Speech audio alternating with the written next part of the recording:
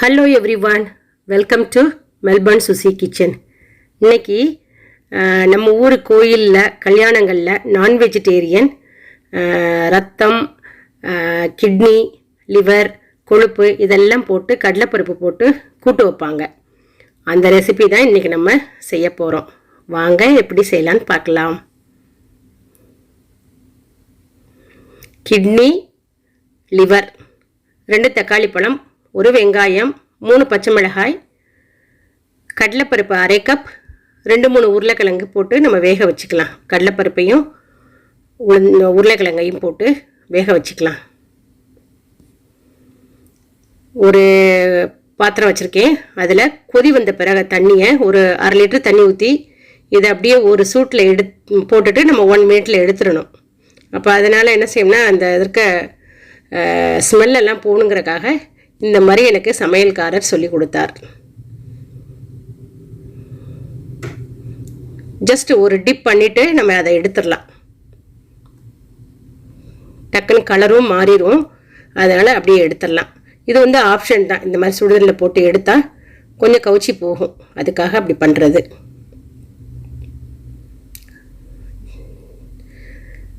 இப்போ ஒரு மிக்சி ஜாரில் 1 டீஸ்பூன் கசகசா, 7 பூண்டு பல், அதே அளவுக்கு இஞ்சி துண்டு, 1 பச்சை மிளகாய், சிறிதளவு தேங்காய், அதை போட்டு நல்லா மை போல் அரைச்சி எடுத்துக்கலாம்.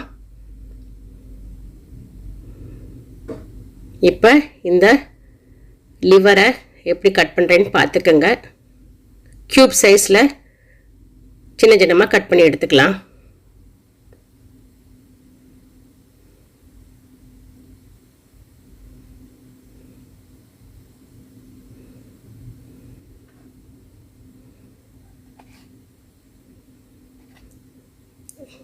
ஈரல், கல்லீரல்,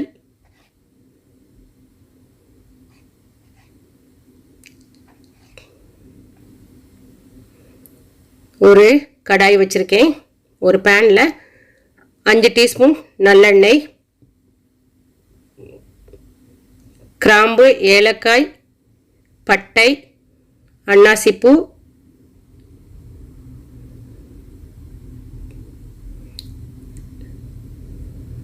லவங்கம்,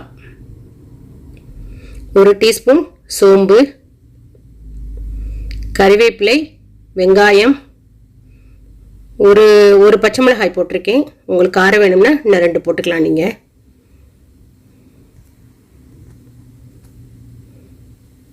சின்ன வெங்காயம் இருந்தால் நல்லா ஒரு கையளவுக்கு நல்லா சின்ன வெங்காயம் போடலாம். 2 பெரிய தக்காளி பழம் பொடியாக நறுக்கி போட்டிருக்கேன்.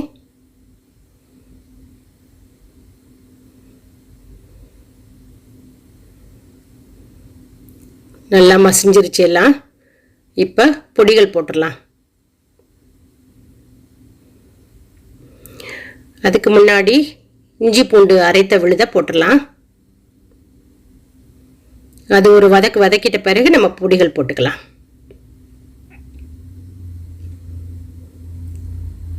உப்பு, மஞ்சள் பொடி, மிளகாய் பொடி, மல்லிப்பொடி,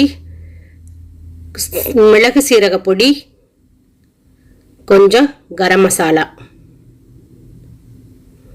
அளவுகள்லாம் நான் டிஸ்கிரிப்ஷனில் எழுதியிருக்கேன், அதை பார்த்துக்குங்க. 1/2 கப் தண்ணி ஊற்றிருக்கேன்.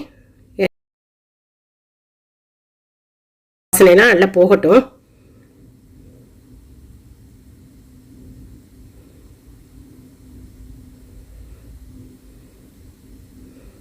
கரம் மசாலா 1/2 டீஸ்பூன்,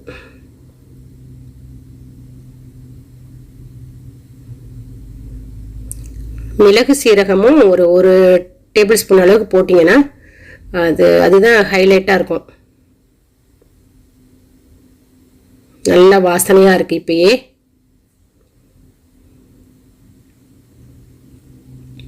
கடலைப்பருப்பு அதோட உருவம் தெரியணும், நல்லா மசிஞ்சிடக்கூடாது. அந்த கடலைப்பருப்பு அப்படியே இருக்கணும்.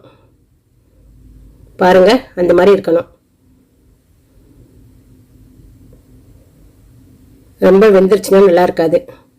இந்த அளவுக்கு உருளைக்கிழங்கு போட்டால் போதும். பெரிய உருளைக்கிழங்காக இருந்துச்சுன்னா 1 போட்டால் போதும். இப்போ நறுக்கி வைத்த கிட்னி, லிவர், கொழுப்பு இருந்தால் தாராளமாக கொழுப்பு போடுங்க, ரத்தமும் போட்டுக்கலாம். இந்த 4 வகையில் எந்த வகை இருக்குதோ அது போட்டு செய்யலாம். மறுபடியும் ஒரு 1/2 கப் தண்ணி ஊற்றிடுறேன். ஏன்னா இந்த பொருட்கள் எல்லாம் கொஞ்சம் நேரம் வேகணும்.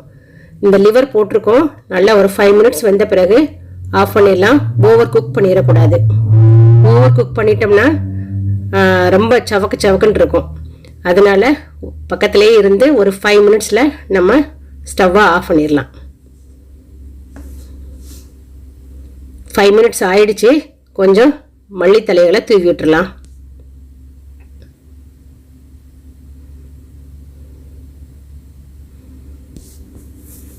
இப்போதைக்கு ஒன்றை எடுத்து நீங்கள் கையில் அமுக்கி பார்த்து அல்லது கடிச்சு பார்த்தா கூட தெரியும். அந்த கொஞ்சம் சாஃப்டாக இருக்கணும். அப்படி சாஃப்டாக இருந்தால் தான் வெல் குக்டுன்னு அர்த்தம். ரப்பர் மாதிரி இருக்கக்கூடாது. அவ்வளோதான், ஸ்டவ்வை ஆஃப் பண்ணிடலாம்.